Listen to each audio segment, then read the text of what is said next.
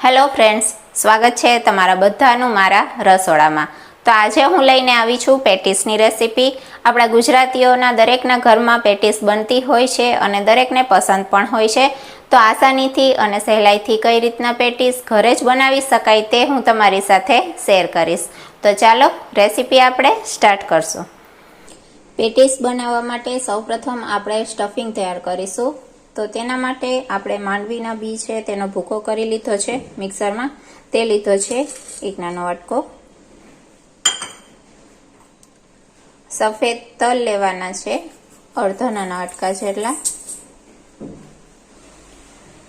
કોપરાનું છીણ છે જે આવી રીતના બારીક ભૂકામાં થોડું તો આવે છે તે લીધું છે।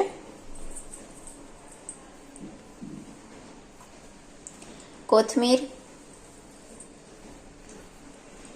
આદુ, મરચા અને લસણની પેસ્ટ છે તે લીધી છે।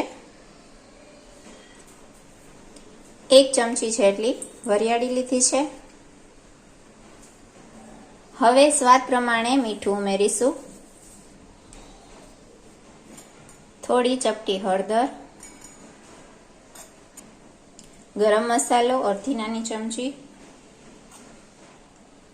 ધાણા જીરું પાવડર 1 નાની ચમચી, લાલ મરચું પાવડર 1 નાની ચમચી। ઓપ્શનલ છે, આપણે મરચા લીધા છે એટલે જો તમારે લાલ મરચું પાવડર ન લેવું હોય તો ઓપ્શનલ છે। તીખાશ ઓછી પસંદ હોય તો લાલ મરચું પાવડર તમે એવોઇડ પણ કરી શકો છો।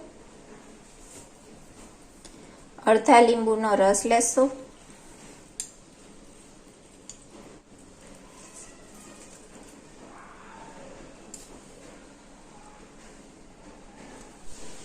હવે આ બધી વસ્તુ છે તેને આપણે પ્રોપર રીતે મિક્સ કરી લેવાનું છે।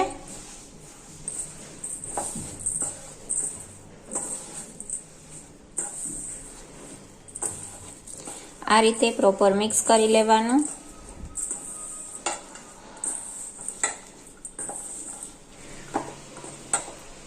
સ્ટફિંગ માટેનું મિશ્રણ બનીને તૈયાર છે।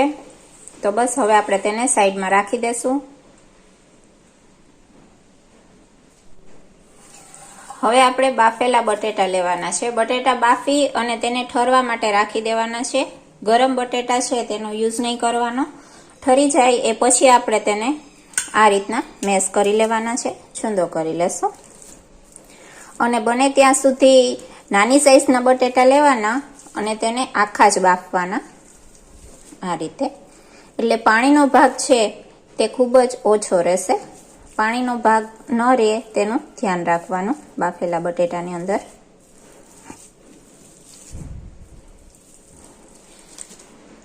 બટેટા છે તે એકદમ છૂંદો થઈ ગયા છે। તો બસ હવે આપણે તેની અંદર સ્વાદ પ્રમાણે મીઠું એડ કરીશું। સ્વાદ પ્રમાણે મીઠું લઈ લેવાનું।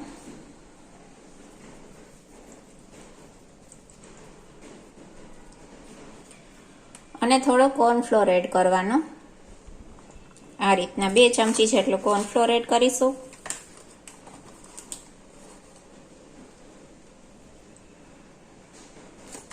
હવે હાથની મદદથી બધું પ્રોપર રીતના મિક્સ કરી દેશું।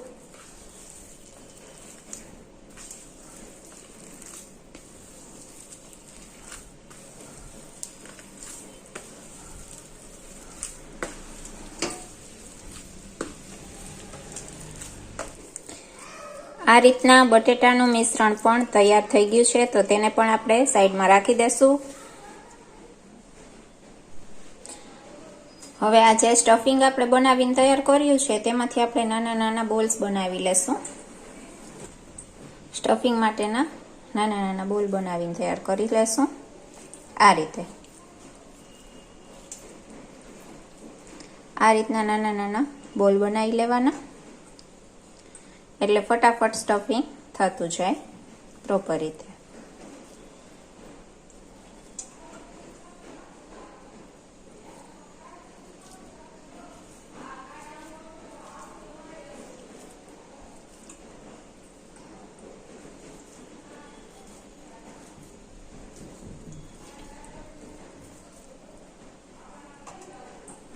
આ રીતના આપણે સ્ટફિંગ માટેના બોલ્સ બનાવીને તૈયાર કરી લીધા છે। હવે આપણે પેટીસ વાળી લેશું. તો આપણે જે બટેટાનું મિશ્રણ તૈયાર કર્યું હતું તે લઈ લેશું. થોડું મેં કોર્નફ્લોર લીધો છે સાઈડમાં. જો આ ચીપચીપું લાગે ને તો પહેલાં આપણે કોર્નફ્લોરમાં તેને રગદોળવાનું અને પછી આપણે પેટીસ બનાવશું તો ઇઝીલી બની જશે, ચોટશે નહીં હાથમાં. આ રીતે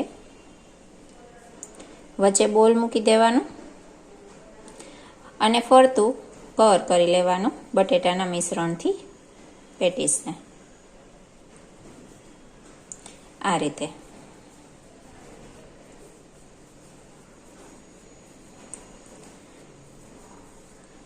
આ રીતના જ આપણે બધી જ પેટીસ વાળીને તૈયાર કરી લેશું.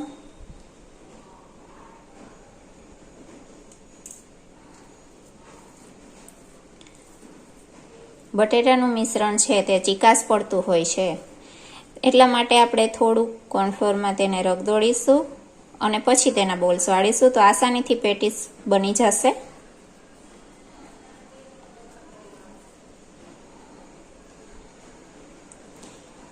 આ રીતે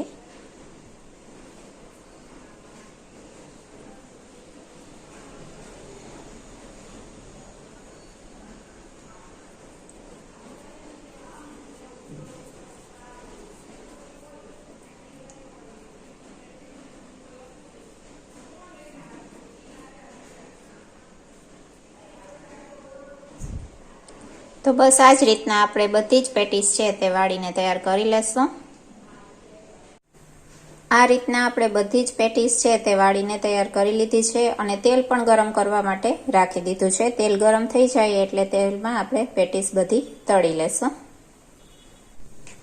હવે તેલ ગરમ થઈ જાય એટલે પેટીસ લઈ અને સૌપ્રથમ આપણે જે આ તપસીરનો લોટ આવે છે તેમાં તે પેટીસને થોડી આવી રીતના રગદોળીશું અને પછી ગરમ તેલમાં તળવા માટે રાખી દેશું, જેથી ઉપરનું પડ છે એકદમ ક્રિસ્પી થશે અને તૂટશે પણ નહીં. અને પછી આપણે પેટીસ છે તે તેલમાં તળવા માટે રાખી દેશું. મીડિયમ ગેસની ફ્લેમ ઉપર આપણે બધી જ પેટીસ છે તે આ રીતના તળવાની છે.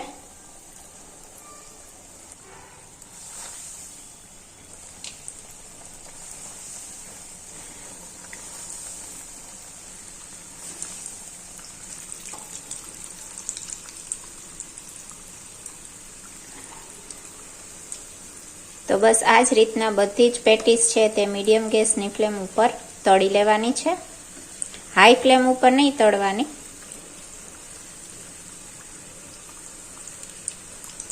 અને ગોલ્ડન બ્રાઉન કલરની થાય અને ઉપરનું પડ એકદમ ક્રિસ્પી થઈ જાય ને ત્યાં સુધી તેને આપણે તળવા દેવાની છે.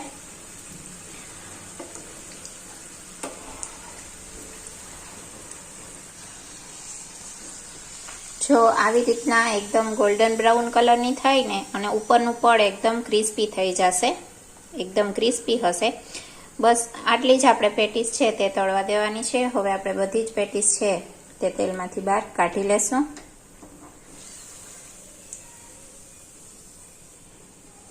આ રીતના પેટીસ તળાઈ ગઈ છે. હવે બાકીની પેટીસ છે તે પણ આપણે તેલમાં તળી લેશું.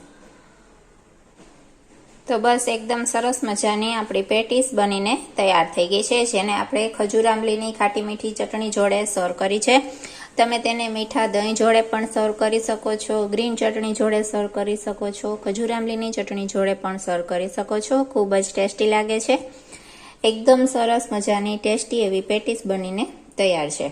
તો હું તમને એક પેટીસ છે તે બતાવી દઉં છું કે આ રીતના એકદમ સરસ ઉપરથી ક્રિસ્પી, અંદરથી એકદમ સરસ સ્ટફિંગ વાળી પેટીસ બનીને તૈયાર છે.